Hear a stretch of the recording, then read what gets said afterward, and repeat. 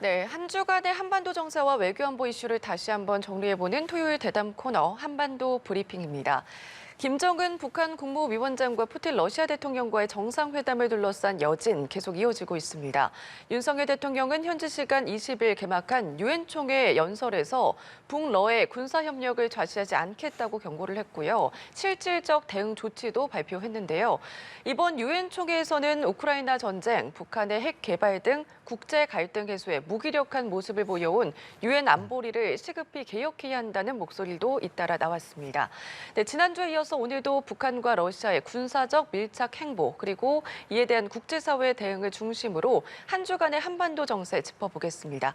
국제 외교 안보 분야 취재하는 이준삼 기자 나와 계십니다. 어서 오십시오. 네, 안녕하세요. 네, 안녕하십니까. 오늘 살펴볼 핵심 내용부터 정리를 해주실까요? 네. 북한과 러시아의 위험한 거래가 결국 현실로 다가오면서 이 한미 당국을 중심으로 한 국제사회의 대응 행보도 점차 빨라지고 있습니다. 네, 윤석열 대통령은 유엔 총회 연설에서 북한과 러시아를 직접 거명하며 좌시하지 않겠다고 경고를 했습니다. 우리 안보에 직접적 위협이 되는 북러 군사 협력에 단호하게 대응해 나가겠다는 의지의 표명으로 해석이 됩니다. 경고 메시지뿐 아니라 이 실질적 대응 조치도 발표가 되고 있습니다. 우리 정부는 북한의 핵과 미사일 개발에 관여한 강순남 북한 국방상 등을 독자 제재 대상으로 지정을 했고, 미국 하원에선 러시아에 대한 북한의 군수 지원을 겨냥한 법안이 발의가 됐습니다. 올해 유엔 총회는 도대체 안보리의 존재 이유가 무엇이냐, 이런 우려감이 팽배한 분위기 속에서 개막이 됐습니다. 우크라이나 침략 전쟁과 노골적인 유엔 결의 위반에도 거부권 등으로 유엔 차원의 대응을 맡고 있는 중국과 러시아에 대한 비판의 목소리도 컸습니다. 오늘 밤 잠시 뒤 개막식이 열리는 중국 항저우 아시안게임에는 북한도 대규모 선수단을 보냈습니다. 5년 만에 국제 스포츠 종합대회에 복귀한 건데 일부 종목에서는 남북 대결도 펼쳐질 예정입니다. 예, 지난주에 살펴본 것처럼 북러 군사 밀착에 대한 대응은 역시 한미일의 협력이 더욱더 긴박하게 움직이고 있는 상황인데 이에 대해서 윤석열 대통령 유엔 총회 연설 내용부터 정리를 좀 해주시죠. 네, 윤 대통령의 연설은 역시 이 대북 경고에 초점이 맞춰졌습니다. 네. 이례적으로 러시아까지 직접 거명해 강경한 어조로 공개 경고장을 날렸는데요. 관련 발언 직접 들어보시겠습니다. 러시아와 북한 군사 거래는 우크라이나뿐만 아니라 대한민국의 안보와 평화를 직접적으로 겨냥한 도발이 될 것입니다. 대한민국과 동맹, 우방국들은 이를 좌시하지 않을 것입니다. 네, 앞서 우리 정부는 이 주한 러시아 대사를 초치해서 북한과의 군사 협력 즉각 중단하라 이렇게 요구를 한 상황이고요. 그런데 이런 비판에도 러시아는 여전히 이중적인 태도를 유지하는 모습입니다. 북러 군사 협력 주장은 근거 없는 추측이다. 또 이제 국제 의무를 철저히 준수하고 있다. 이런 입장을 계속 내놓고 있는데 또 한편으로는 북한과 모든 분야에서 관계를 발전시키겠다.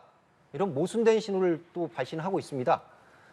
특히 이제 김 위원장에게 선물로 건넨 이 자폭 드론 등은 이 대북 제재 품목에 해당할 가능성이 높다는 관측까지 나오는 상황인데요. 국제 의무를 준수한다는 러시아 측 입장에 과연 진정성이 있느냐, 이런 물음표가 따라 붙을 수밖에 없고, 더구나 이 노골적인 제재 허물기에 나서지 않을까 이런 우려가 제기되는 상황인데요. 특히나 세계적인 핵물리학자인 이 지그프리드 해커 박사는 최근 러시아가 이 비밀리에 플루토늄을 북한에 직접 제공하는 것이 단기적으로 가장 우려되는 시나리오다, 이렇게 우려를 표명하기도 했습니다. 예, 실질적 대응 조치들도 발표가 되고 있는데 이 내용도 짚어주시죠. 네, 우리 정부는 지난 21일에 북러 간 무기 거래 또 북한의 미사일 개발과 관련해서 개인 10명, 기관 2곳 등이 포함된 제재 명단을 발표를 했습니다. 여기에는 강순남 북한 국방상 등 북한의 군과 또 당의 고위 인사들이 포함이 됐습니다. 또 미국 하원 차원에서는 북러 협력 제재법이 발의가 됐는데요. 북한이 러시아의 무기를 지원할 경우에 기존 제재를 더욱 강화한다는 내용이 골자입니다. 또 푸틴과 김정을 향한 미국의 비난 수위도 점점 올라가고 있는 분위기입니다. 세계 평화를 위협하는 두 악당, 또 독재자, 폭군 연합 등의 표현이 정부 또 의회 내에서 나오고 있습니다.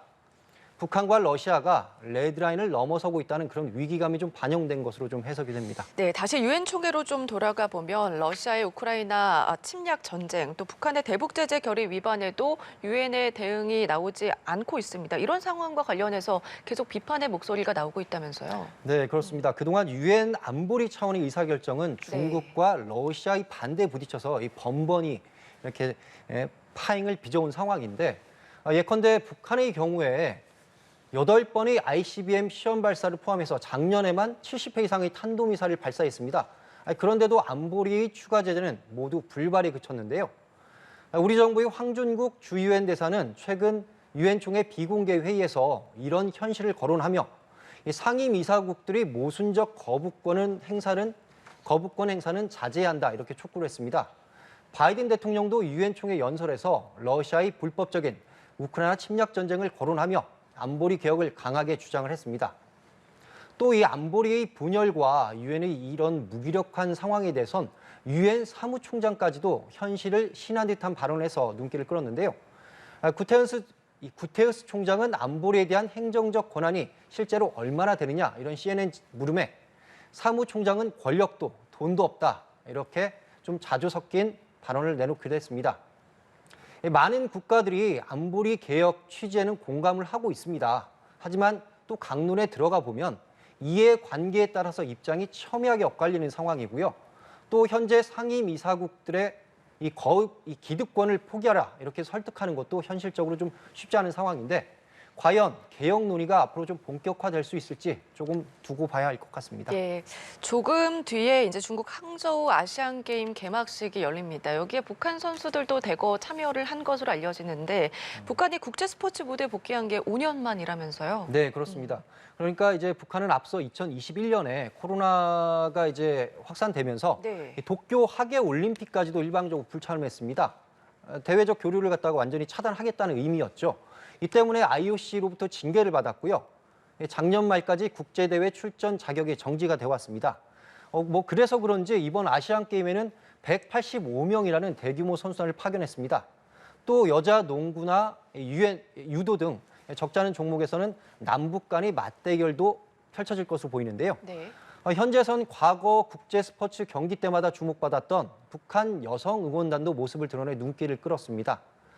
또 북한 김정은 위원장이 9박 10일간에 걸쳐 러시아를 다녀온 직후인 만큼 이 별도의 고위급 대표단의 방중 가능성도 점쳐졌는데요. 예. 구체적인 동향은 아직까지 확인되지 않고 있습니다. 네, 우리나라에서는 한덕수 국무총리가 정부 대표 자격으로 이제 개막식에 참석을 합니다. 조금 전에 시진핑 중국 국가주석과도 회담을 했고 약 네, 22분간 진행된 것으로 알려지는데 어떤 내용들이 들어가 있습니까? 네, 아직까지 구체적인 논의 내용은 예. 공개되지는 않았는데 곧 이제 외교 당국 차원에서 아마 설명이 나오겠지만 일단 사전 분위기는 좀 굉장히 긍정적으로 보입니다. 우선 우리 입장에서는 통상적으로 장관급 인사가 참석하는 아시안 게임 개막식에 총리를 파견하면서 상당히 성의를 보인 거고요. 네. 중국 역시 현지 공항에서 의장대 환영식을 열었고요. 또 우호적인 관영 매체 보도들도 이어졌습니다. 역시 상당히 환대를 한 것으로 보이고요. 한동안 서먹서먹했던 분위기를 털어내고 다시 협력 관계를 강화하자. 사전에 이런 좀 공감대가 이루어지지 않나 하는 부분들이 엿보이는데요. 특히 이번 만남은 북러 정상회담 이후에 이루어진 중국 정상과의 첫 접촉 아니겠습니까? 네. 이런 한중 대화 협력의 모멘텀이 앞으로 어떤 후속 회담 그리고 실질적 협력으로 귀결될지 잘 지켜봐야 할 것 같습니다. 알겠습니다. 네, 북한 김정은 위원장의 최근 러시아 방문길에서 또 하나 시선을 잡아끈 건 다름 아닌 북한 고위직 여성들이 들고 다니던 명품 가방이었습니다. 외국의 고가 사치품을 반사회주의 행태라고 비판하며 단속을 해온 북한 지도층의 표리부동한 모습이 과연 북한 주민들 눈에는 어떻게 비춰졌을지 궁금해질 수밖에 없는 대목인데요. 네, 오늘 한반도 브리핑은 여기서 마치겠습니다. 다음번 한반도 브리핑은 추석 연휴 관계로 다음 달 7일 찾아뵙도록 하겠습니다. 네, 오늘 말씀 여기까지 들어보겠습니다. 고맙습니다. 네, 감사합니다.